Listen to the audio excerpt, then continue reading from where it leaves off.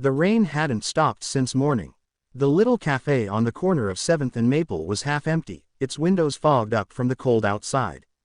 Inside, Lena wiped the same table for the third time, pretending not to notice how her stomach growled. She'd skipped breakfast again. Rent was due, and tips had been slow this week. That's when the door creaked open, letting in a gust of cold wind and a man who looked like life had forgotten him. His coat was torn, his shoes were soaked, and his eyes carried a kind of exhaustion words couldn't describe. He shuffled to the counter and hesitated before whispering, "Do you serve anything cheap?" Lena's heart tightened. She'd seen plenty of people come and go, rude customers, rich ones, lonely ones, but there was something about this man's voice that made her stop. She glanced at the register, then at the manager's office door, and quietly said, "Coffee's on the house today. And I'll throw in a sandwich too." He blinked, startled. "Miss, I don't want pity." "It's not pity," she smiled. "It's breakfast." He sat down quietly, hands trembling as he held the warm cup. Lena pretended to busy herself, but she watched as the man took slow sips, his eyes glistening. When he finished, he stood and said softly, "Thank you, no one's done something like this for me in a long time." Lena just nodded and went back to wiping tables. She didn't expect to ever see him again. The next morning, the cafe buzzed with an unusual energy. A black car pulled up outside, sleek, expensive, completely out of place in this part of town. Lena barely noticed until the door opened and out stepped him. But this time, he wasn't wearing rags.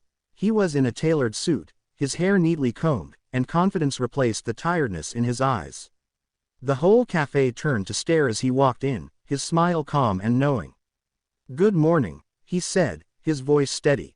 "Is Lena here?" Her heart nearly stopped. Yeah, that's me."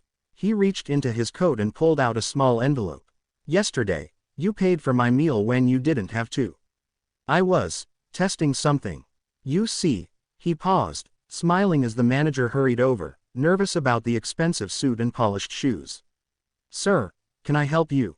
The manager interrupted. The man chuckled. "Actually, I can help you. I own this cafe chain. My name is Ethan Walker. I've been away for a year, trying to see what really happens in my stores when I'm not around."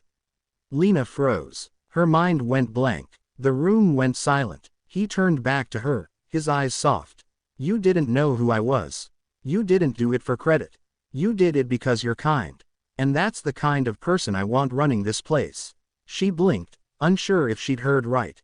"From today," he continued, "you're the new manager. Full benefits, double salary.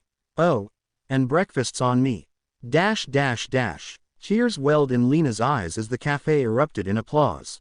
The same spot where she had once stood worrying about rent now felt like the beginning of something new. Ethan sat down again, the same table as before, and smiled. "You know," he said quietly, "when you've lost everything, you learn how much one small kindness can mean. You gave me hope when you didn't even know my name." She smiled back, her voice trembling. "Guess we both needed a little hope." Outside, the rain had finally stopped. The sun peeked through the clouds, lighting up the cafe windows, and for the first time in a long while, Lena felt like the world wasn't so cold anymore.